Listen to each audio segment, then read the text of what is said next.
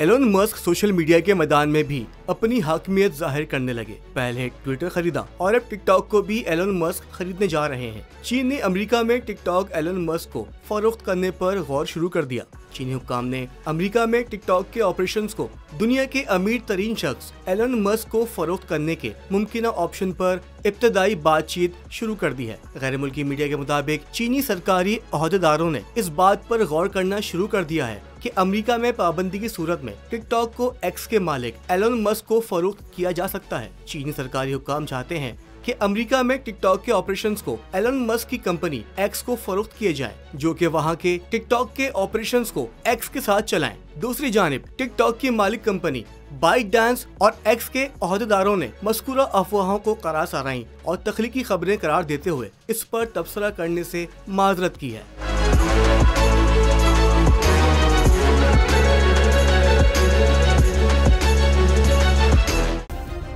Subscribe करें और bell दबाएं ताकि कोई खबर रह न जाए।